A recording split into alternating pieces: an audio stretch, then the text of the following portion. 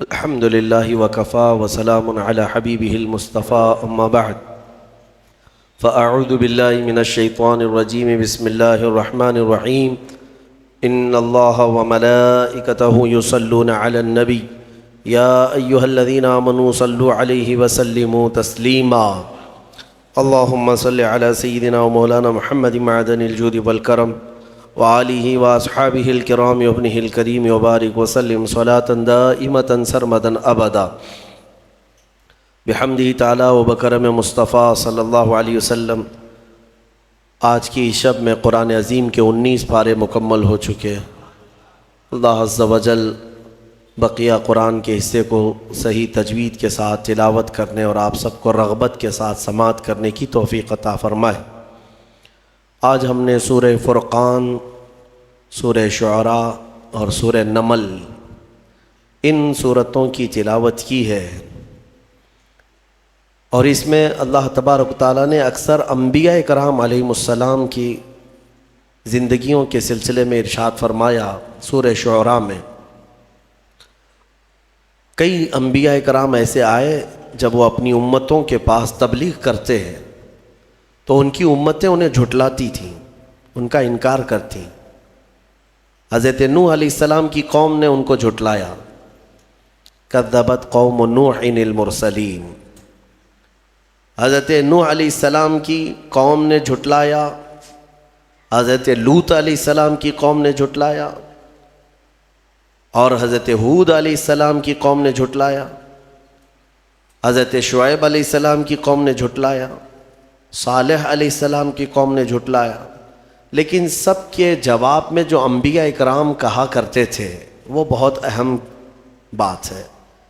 وہ یہ کہا کرتے تھے وَمَا أَسْأَلُكُمْ عَلَيْهِ مِنْ أَجْرٍ إِنْ أَجْرِيَ إِلَّا عَلَىٰ رَبِّ الْعَالَمِينَ۔ لوگوں، میں تم سے یہ تبلیغ کے معاملے میں اجرت نہیں طلب کرتا، میری اجرت میرے رب العالمین کے پاس ہے۔ ہونا یہی چاہیے کہ جو دین کی تبلیغ کرے وہ لوگوں سے توقع بھی نہ رکھے، لوگوں سے امید بھی نہ رکھے کہ لوگ مجھے کیا دیں گے۔ حقیقت دیکھا جائے تو لوگ دین کی تبلیغ کے اجرت میں کیا دے سکتے ہیں؟ کیا یہ پیسے اور سکے دین کی اجرت بن سکتے ہیں؟ کیا یہ قرآن پاک کا معاوضہ بن سکتے ہیں؟ علماء ذوی الاحترام اور خصوصاً دعات کو یہی چاہیے کہ انبیاء اکرام کی سنت پر عمل کریں، اپنی اجرت اور اپنا اجر اللہ کی بارگاہ میں لینے کی تمنا رکھیں۔ امام اعظم ابو حنیفہ رضی اللہ تعالیٰ عنہ کے چھوٹے بیٹے جب وہ قرآن پڑھ رہے تھے تو ایک قاری صاحب کے پاس لگایا انہوں نے، جیسے آپ بھی اپنے بچوں کو پڑھنے کے لیے مدرسے بھیجتے ہیں۔ تو سننے میں یہ آیا کہ امام اعظم کے بیٹے کو ایک قاری صاحب نے ناظرہ قرآن پڑھایا۔ قرآن جب مکمل ہوا تو ہدیہ ہوتا ہے، ختم قرآن ہوتا ہے، بچوں کے لیے بھی خوشی کا دن، استاد کے لیے بھی خوشی کا دن۔ آپ کے ہاں بھی یہ رواج ہے اور ہر جگہ ہے تقریباً۔ قرآن ختم ہوتا ہے تو گھر والے استاد کو بھی کچھ نذرانہ دے دیتے ہیں اور بچے کو بھی اس دن کچھ خوشیوں کے تحفے دیے جاتے ہیں۔ تو جب امام اعظم کے بیٹے کا ختم قرآن مکمل ہوا ناظرہ، تو استاد نے، قاری صاحب نے جو پڑھایا تھا، امام اعظم نے خوش ہو کر قاری صاحب کو جو نذرانہ بھیجا وہ کتنا تھا؟ 4 لاکھ درہم تھا۔ 4 لاکھ درہم انہوں نے بطور ہدیہ قاری صاحب کو بھیجا۔ جب ان کے پاس وہ ہدیہ پہنچا تو انہوں نے دیکھا اور کہا کہ یہ کس چیز کا ہے؟ کہا آپ نے امام اعظم کے بیٹے کو قرآن پڑھایا ہے، ہدیتاً آپ کو دیا گیا۔ کہا میں نے تو صرف ناظرہ پڑھایا ہے، اس پر اتنا زیادہ پیسہ؟ انہوں نے اتنی بات کہی۔ امام اعظم کو آ کر کے قاصد نے بتایا کہ قاری صاحب ایسا کہہ رہے تھے کہ میں نے تو صرف قرآن ناظرہ پڑھایا، اتنی بات پر 4 لاکھ درہم کی کیا ضرورت تھی، اتنے پیسے؟ امام اعظم نے سنا اور اس کے بعد اپنے بیٹے کو بلایا اور کہا بیٹا کل سے تو اس استاد کے پاس قرآن نہیں پڑھے گا، وہ قرآن پڑھانے کے لائق نہیں ہے۔ کہا کیوں؟ کہا جو بندہ دنیاوی مال کو اللہ کے کلام سے زیادہ سمجھتا ہے میں اس کے پاس اپنے بیٹے کو کیسے پڑھاؤں؟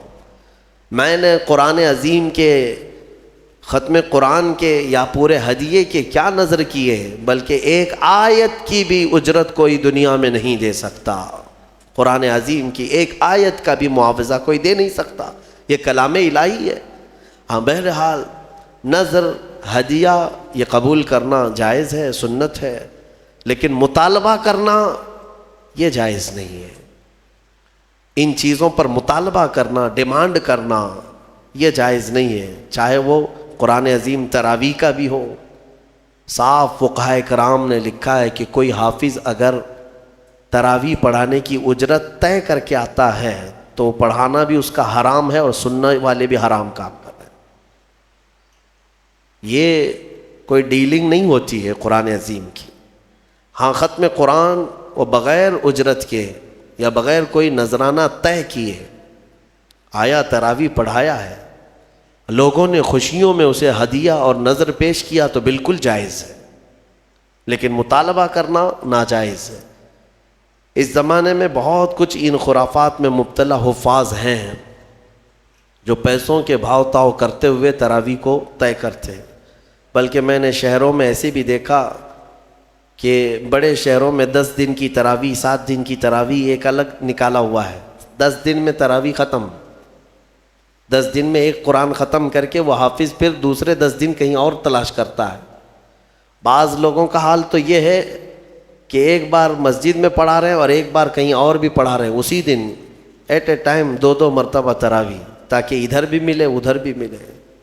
لوگوں کی نماز خراب کرنا، لوگوں کی نماز کو ضائع کرنا اور اس طرح حرص رکھنا یہ ناجائز ہے۔ میرے عزیزو، انبیاء اکرام علیہ السلام کی زبانوں سے جو یہ نکلے ہیں الفاظ، یہ آج 19ویں پارے میں ہم نے کثرت سے اس کو بار بار تلاوت کیا ہے، تکرار آئی ہے ایک آیت کی، وما اسألکم علیہ من اجر ان اجری الا علی رب العالمین۔ میں لوگوں تم سے اس بارے میں اجرت نہیں طلب کرتا، میری اجرت تو رب العالمین کے پاس ہے۔ یہ سارے نبیوں نے یہی کہا، چاہے وہ نوح علیہ السلام ہو، لوط علیہ السلام ہو، ہود علیہ السلام ہو، صالح علیہ السلام ہو، یہ شعیب علیہ السلام ہو، سبوں نے یہی کہا ہے۔ حتیٰ کہ میرے آقا صلی اللہ تعالیٰ علیہ وسلم بھی، ان کی بھی یہی فرامین تھے، قل لا اسألکم علیہ اجرا الا المودۃ فی القربى۔ اللہ تعالیٰ فرماتا ہے اپنے رسول سے، اے رسول آپ فرما دیں میں نے تمہیں جو دین دیا، ایمان کی دولت تمہارے قریب لایا، اس پر میں تم سے اجرت نہیں مانگتا، مگر یہ کہ میرے اہل بیت سے محبت کرو، بس اتنی سی بات ہے۔ تو انبیاء کرام کبھی اجرت نہیں طلب کرتے اور نہ ہی ان کی کوئی اجرت دے سکتا۔ اسی لیے جو علماء نائب انبیاء کہلاتے ہیں انہیں بھی اس روش پر چلنا چاہیے، اسی روش پر رہیں۔ قرآن کا ہو، تقریروں کا ہو، یا پھر نعت خوانی کا ہو، یہ ساری چیزیں اس طرح اجرت طے کرنا ناجائز ہے، ناجائز ہے۔ دین بیچنا، امام غزالی رحمۃ اللہ تعالی علیہ نے لکھا ہے کہ وہ عالم جو کسی دنیا داروں کی محفل میں جاتا ہے اس لیے کہ تھوڑا دین ان کو دوں گا تو وہاں سے پیسے ملیں گے، وہاں سے پیسے ملیں گے، کسی دنیا دار کے پاس جاتا ہے تو امام غزالی فرماتے ہیں وہ عالم اس مکھی سے زیادہ غلیظ ہے جو پخانے پر بیٹھتی ہے، اس مکھی سے زیادہ غلیظ ہے کہ اس نے دین کو دنیا داروں کے سامنے بیچنے کی غرض سے حاصل کیا۔ اور میرے آقا صلی اللہ علیہ وسلم کی حدیث پاک ہے کہ ایسا بندہ جو دین کا علم اس لیے حاصل کرتا ہے کہ اسے کچھ دنیا مل جائے، اسے کچھ پیسے مل جائے، مال مل جائے، حضور اکرم صلی اللہ علیہ وسلم فرماتے ہیں ایسے شخص کو دین کا علم سکھانا خنزیر کے گلے میں موتیوں کا ہار ڈالنے کے برابر ہے۔ خنزیر کے گلے میں موتیوں کا ہار ڈالنے کے برابر ہے، کیونکہ خنزیر غلیظ جانور ہے اور اس کے گلے میں موتیوں کا ہار ڈال دیں تو وہ خوبصورت نہیں بنتا۔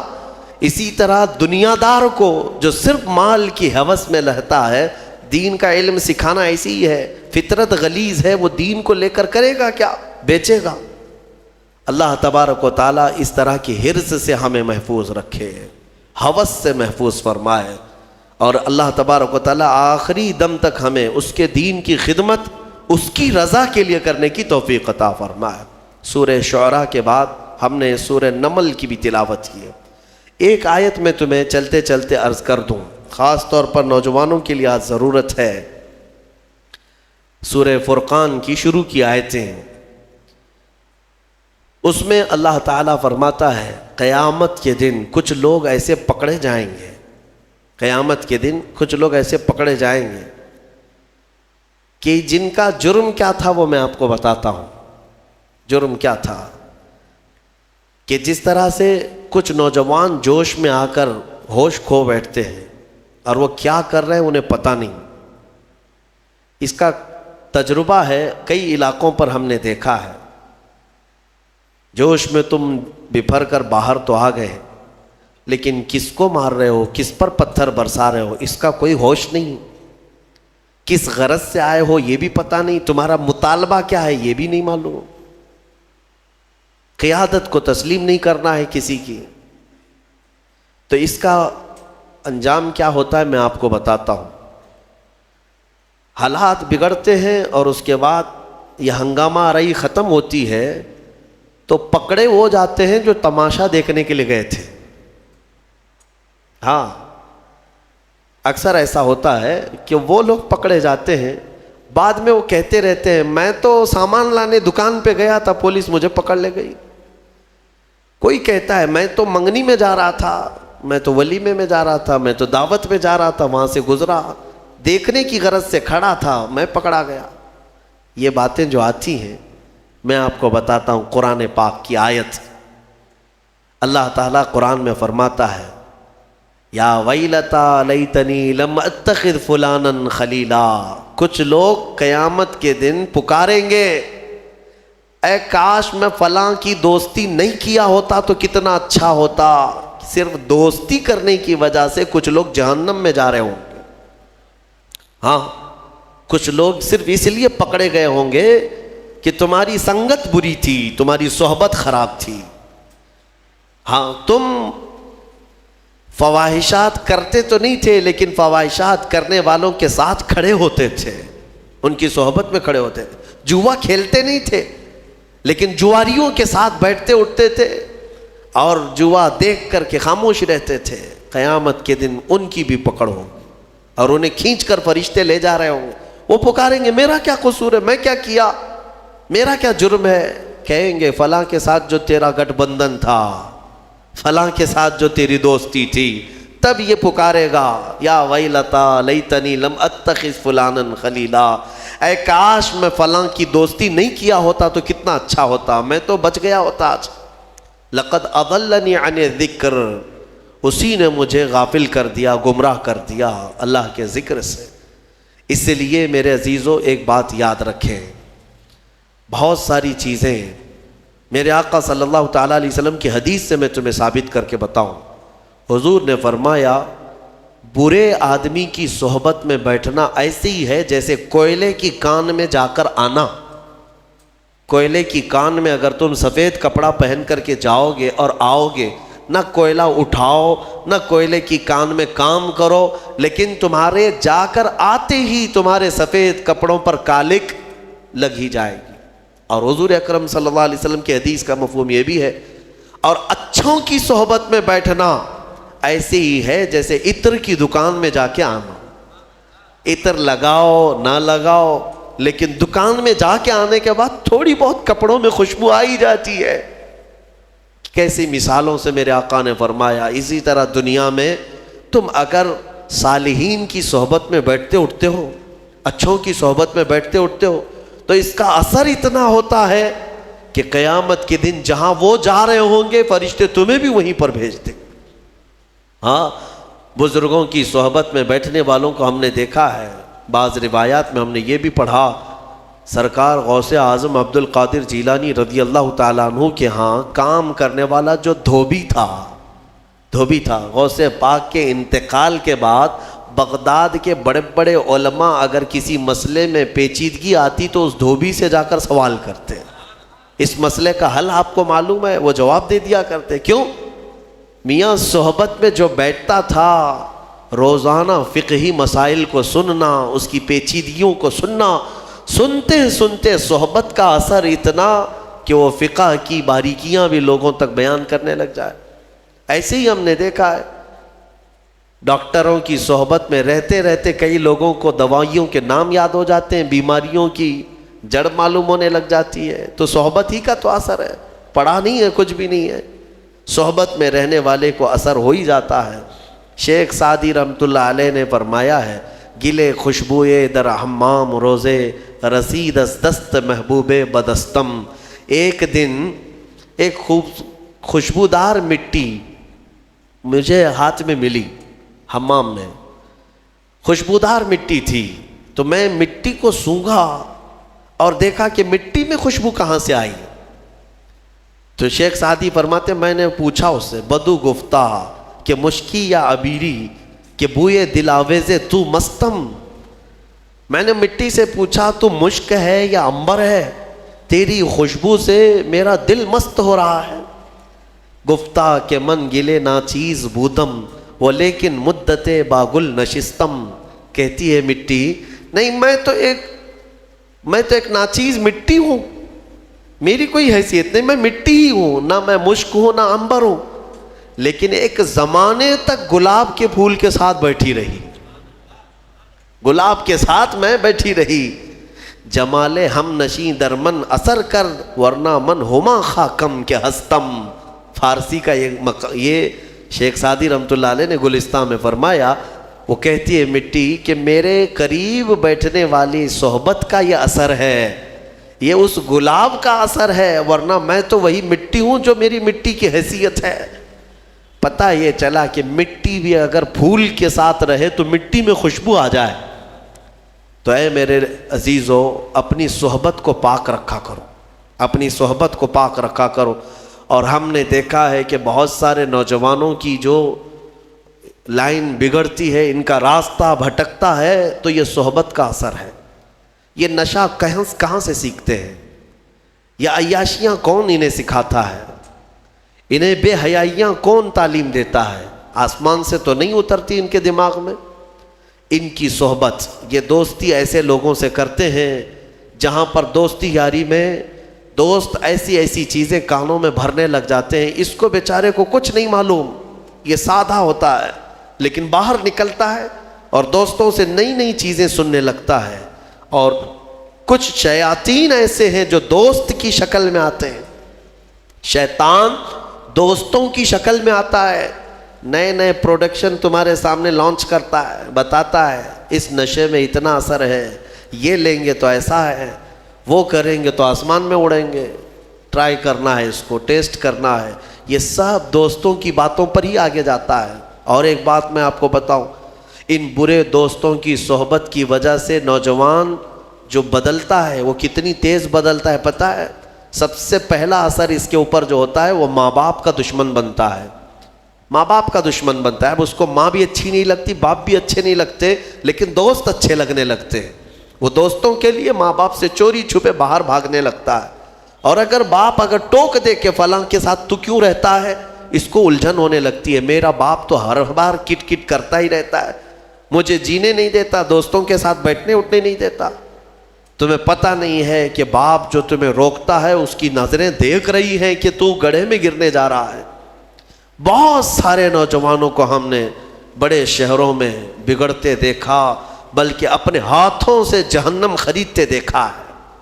ہاں، وہ برباد ہو چکے، برباد ہوئے ہیں۔ اس لیے میرے عزیزوں، اپنی صحبت کو پاک رکھو، قیامت کے دن تمہاری پکڑ ہوگی۔ جوا جہاں کھیلا جاتا ہے، کچھ لوگ سمجھتے ہم تو نہیں کھیلتے، دیکھنے کے لیے بیٹھے، پتہ ہے آپ کو؟ فرمایا کہ جہاں جوا کھیلا جاتا ہے وہاں سے اللہ تعالیٰ کی رحمت 40 دن کے لیے اٹھ جاتی ہے، ختم، اس جگہ پر رحمت نہیں آتی۔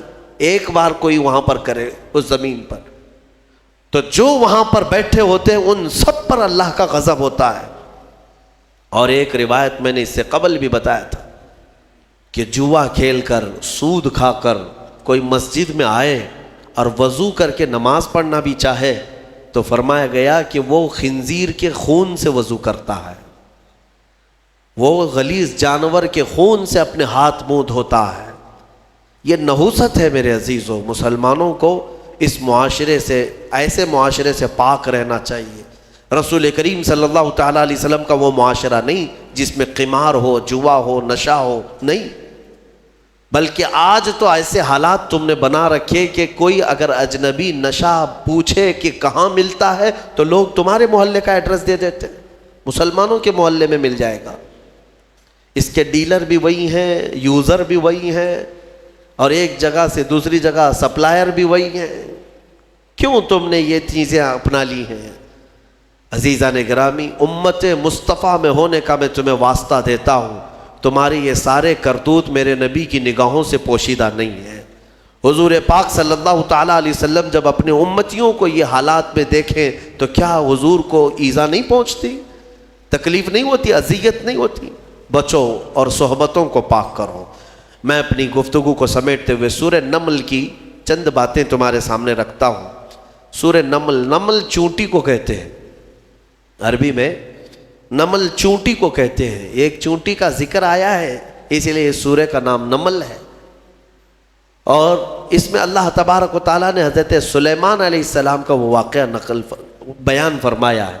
اللہ تبارک و تعالیٰ نے فرمایا سلیمان علیہ السلام اللہ کے ایک ایسے نبی ہیں جن کو اللہ تعالیٰ نے علم و حکمت بہت زیادہ نوازا اور دنیا کی حکومت عطا فرمایا۔ بہت بڑی حکومت سلیمان علیہ السلام کے ہاتھ میں تھی، اتنا ہی نہیں، ہواؤں کو سلیمان علیہ السلام کے تابع کیا گیا تھا، وہ جس طرف چاہتے تھے ہوائیں اس طرف اڑتی، سارے پرندوں کی بولیاں ان کو سکھائی گئیں، جانوروں کی، جنات کی، ہر ایک کی بولی آپ کو سکھائی گئی اور ان پر حکومت بھی آپ کو دی گئی۔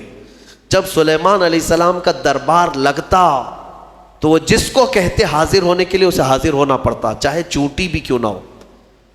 پرندوں میں، جانوروں میں کبھی جھگڑا ہوتا تو فیصلے کے لیے سلیمان علیہ السلام کے پاس آتے، جانوروں کے بھی فیصلے حضرت سلیمان علیہ السلام کیا کرتے۔ ایک مرتبہ ایسا ہوا کہ سلیمان علیہ السلام اپنے لشکریوں کے ساتھ کسی جگہ گزر رہے تھے اور وہ چونٹیوں کی آبادی سے گزرنے والے تھے، ابھی کافی دور تھے، 1 میل دور، تو چونٹیوں نے محسوس کر لیا کہ سلیمان علیہ السلام آ رہے ہیں، تو ان کی جو ملکہ ہے چونٹیوں کی وہ کہتی ہے قالت نملۃ یا ایھا النمل ادخلوا مساکنکم لا یحطمنکم سلیمان وجنودہ وہم لا یشعرون۔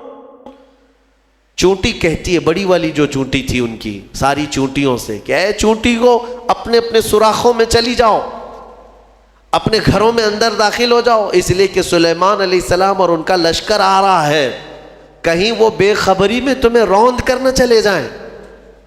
یہ چونٹی نے کہا اور ساری چونٹیاں دوڑنے لگیں، لیکن قرآن میں اللہ فرماتا ہے فَتَبَسَّمَ ضَاحِكًا مِّن قَوْلِهَا، حضرت سلیمان علیہ السلام اس چونٹی کی بات پر ہنس پڑے، مسکرائے۔ 1 میل دور سے سلیمان علیہ السلام چونٹی کی آواز سن رہے ہیں، چونٹی کی بات کو سن رہے ہیں اور اس پر مسکرا بھی رہے ہیں۔ میرے عزیزو، یہ عام انسانوں کی بات نہیں، یہ نبیوں کی طاقت کی بات کر رہا ہوں۔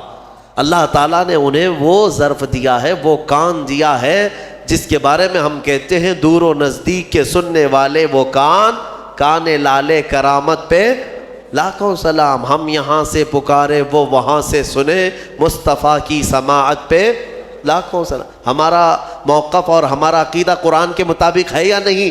جب سلیمان علیہ السلام جو بنی اسرائیل کے نبی ہیں چونٹیوں کی پکار سنتے ہیں تو جو سب نبیوں کے سردار ہیں کیا امتیوں کی پکار کو نہیں سنیں گے؟ حضور پاک صلی اللہ تعالیٰ علیہ وسلم یقیناً اپنے ہر امتی کی آواز کو سنتے بھی ہیں۔ خود میرے آقا نے فرمایا ہے کہ جب کبھی کوئی درود پڑھتا ہے تو اس کے درود کو میں خود اپنے کانوں سے سنتا۔ اللہم صلی علی سیدنا محمد وعلی آلہ واصحابہ وبارک وسلم صلاۃ دائمۃ سرمدا ابدا۔ سلیمان علیہ السلام کے ساتھ ایک بار ایسا ہوا کہ آپ کا دربار لگا تھا، سارے لوگ حاضر تھے، جنات بھی ہیں وہاں پر، چرند پرند جانور حیوانات سب حاضر ہیں۔ سلیمان علیہ السلام سب کی خبر گیری کر رہے تھے، اس میں ایک پرندہ ہدہد نہیں تھا۔ ہدہد ایک پرندہ ہے، اونچی اڑان اڑتا ہے، بہت تیز اڑتا ہے۔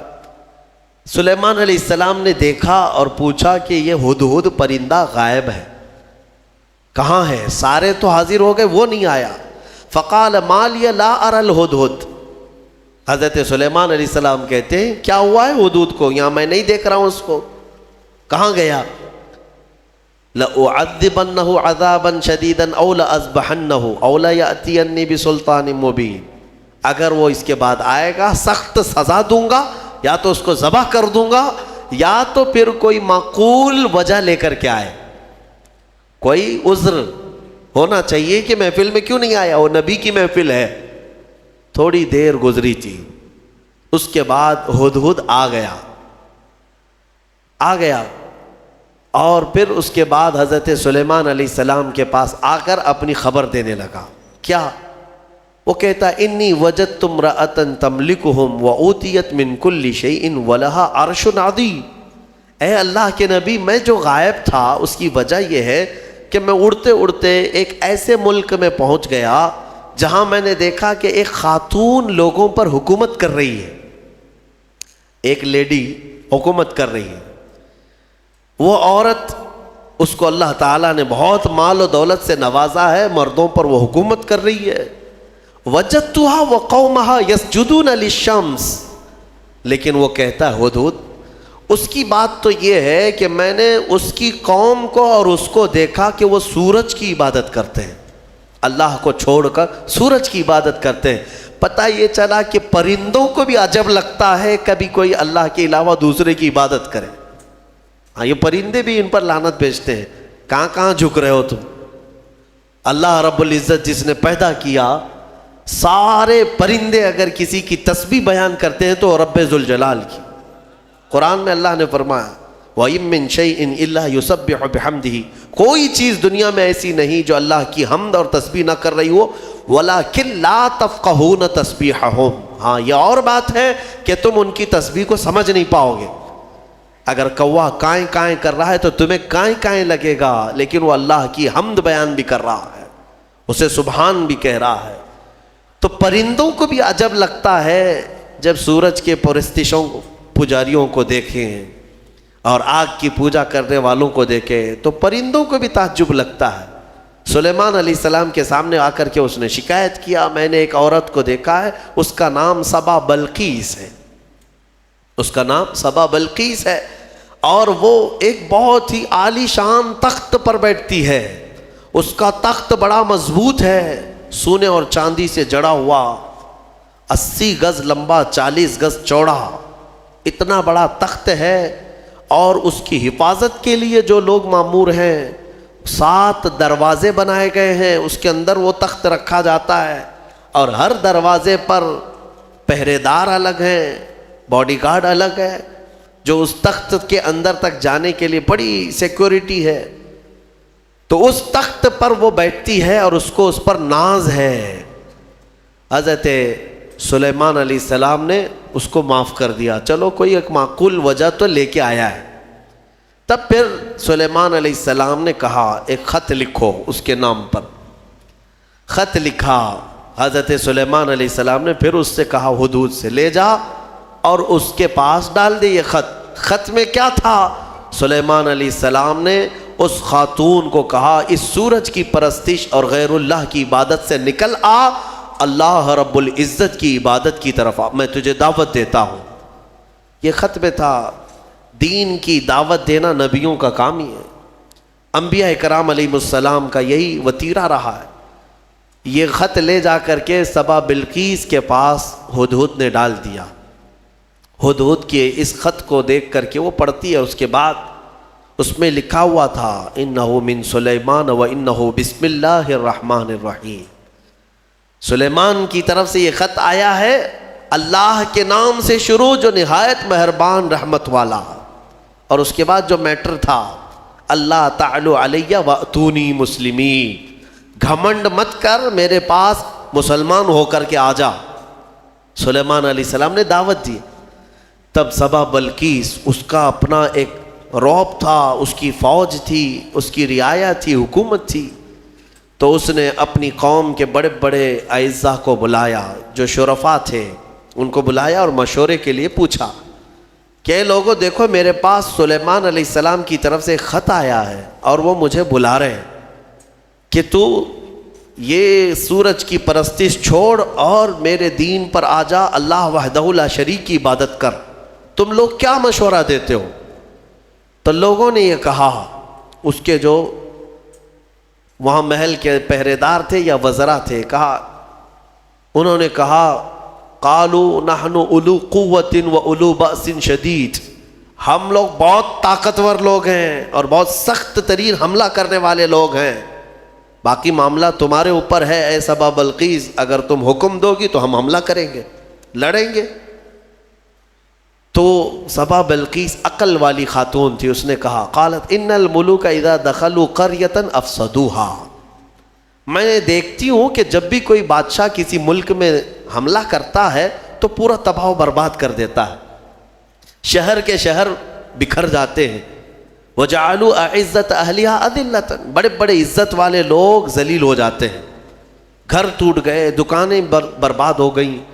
تو سبا بلقیس کا یہ جملہ توجہ سے، کہ جب بھی کسی شہر پر یا کسی بستی پر یا کسی ملک پر حملہ ہوتا ہے تو بچتا کیا ہے؟ کھنڈرات، سب تباہ و برباد ہو جاتا ہے۔